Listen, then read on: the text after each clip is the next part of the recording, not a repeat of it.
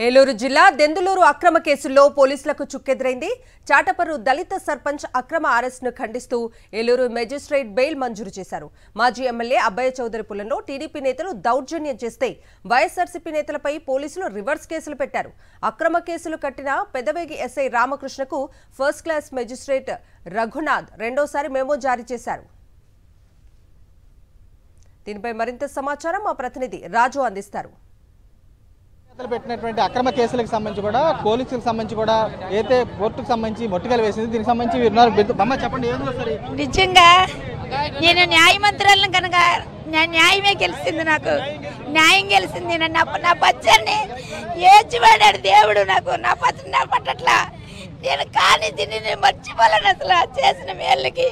ఈ రోజు దేవుడు నా భర్త పక్ష న్యాయం గెలిపించి నా భర్తను క్షేమంగా మా ఇంటికి చేర్చారు. ఈ రోజు రఘుబాబు బయటకు వస్తున్నందుకు చాలా సంతోషంగా ఉంది. రాత్రంతా మేము నిద్రాహారాలు లేకుండా చాలా గడిపి నిన్నటి నుంచి చాలా సంతోషంగా ఉంది. న్యాయం గెలిచిందండి. ఈ రోజు నాడు దేవుడు మా మర తప్పక ఆలకించాడండి. రఘు గారు మాకు క్షేమంగా మా ఇంటి దగ్గర నిలబెట్టినందుకు ఆ దేవుడు కృతజ్ఞతలు తెలియజేసుకున్నాం. మీ మీడియా పరంగా మీకు కూడా ఈరోజు కూటమి ప్రభుత్వం బీటలు వారిందనే దానికి ప్రత్యక్ష దర్శనం. ఇటువంటి తప్పుడు కేసులు బనాయిస్తే ఇదిగో చట్టాలు ఎవరికి చుట్టాలు కాదు. చట్టం తన పని తాను చేసుకుపోయే భాగంలో ఇవాళ న్యాయం ఎటుందో న్యాయ ప్రకారంగా ఈరోజు రఘు సర్పంచ్ గారు ఈ రోజున విడుదలవడం, బెయిల్ మీద రావడం చాలా ఆనందదాయకం. తెలుగుదేశం పార్టీ వారు వలే, ఎందుకంటే వాళ్ళకి కాకి ఉన్నదన్నమాట కానీ లోపలంతా కద్దరే. ఆ రీతిగా వాళ్ళు చేసేటువంటి ఈ పరిస్థితి తెలుగుదేశం పార్టీకే కాదు కూటమి ప్రభుత్వానికి అండగా ఇక వాళ్ళు ఉద్యోగ ధర్మం మరచి ఈ రోజున చేయడం చాలా హాస్యాస్పదం. అన్యాయంగా అరెస్ట్ చేసిన మా అన్నయ్య రఘు గారిని ఈ రోజున న్యాయం గెలిచింది. ఇంకా సమాజం బతికే ఉంది, లా అండ్ ఆర్డర్ బతికే ఉందంటే ఇది ఒక నిదర్శనం. టీడీపీ నాయకులు ఈ కూటమి ప్రభుత్వం ఎన్ని అరాచకాలు అన్యాయంగా కేసులు పెట్టినా న్యాయం బతికే ఉంటుంది. అన్యాయంగా కేసులు పెట్టిన పాత్రన ఎవరో భయపడేది లేదు. తిరిగి రీకౌంట్ ఇచ్చే టైం దగ్గరలో ఉంది. అసలు రాత్రి మాత్రం అసలు అన్నీ ఎక్కడికి వెళ్ళిపోతాడు, ఏమైపోతాడు ఏంటని చాలా భయం వేసింది. అసలు చాలా మాకు చాలా ఆనందం, చెప్పుకోలేనంత ఆనందం.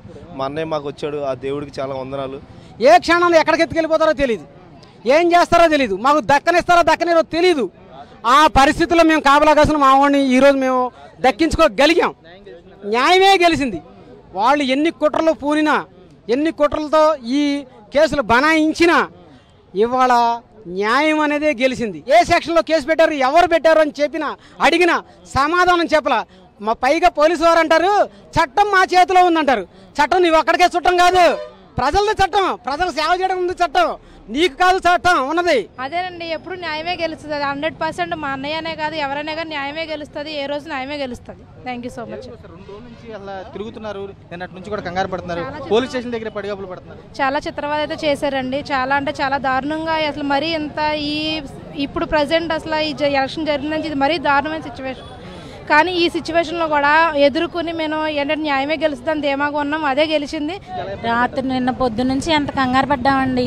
ఏదో హత్యానేరం చేసిన వాడిని తీసుకొచ్చినట్టు ఒక ఎక్యూజ్ని మామూలుగా తీసుకొస్తే ఎలా తీసుకురావాలండి, జీప్లో తీసుకురావాలి. కానీ కారులో చేసి తీసుకొచ్చారు. మా వాళ్ళందరూ వెనకాలండి ఆయన కనుక దగ్గరుండి తీసుకురాకపోతే వాళ్ళు ఏదో ఒకటి చేసేద్దామని ప్లాన్ చేసేసి తీసుకొచ్చేసి పెదపాడు నుంచి రూరల్ పోలీస్ స్టేషన్ తీసుకొచ్చారు, డిఎస్పీ ఆఫీస్కి తీసుకొచ్చారు. మళ్ళీ ఎక్కడి నుంచి అక్కడికి, అక్కడి నుంచి ఇక్కడికి, మళ్ళీ పొద్దున్నే మొత్తం కుర్రవాళ్ళందరూ మా అత్తగారు, మా బావగారు, మా ఆయన గారు అందరూ నేను చంటి బిడ్డను వేసుకుని ఇలా తిప్పుతున్నానండి. ఇదేనండి మీరు చేసే రాజకీయం అని మేము అడుగుతున్నామండి. అసలు అనేక స్టేషన్లు తిప్పుతూ దళిత సర్పంచ్ అయినటువంటి రఘును కూడా ఇబ్బంది పెట్టారు. తమకు సంబంధించి కూడా న్యాయమే గెలిచిందని వీరంతా కూడా హర్ష వ్యక్తం చేసి కూడా కనబడుతుంది.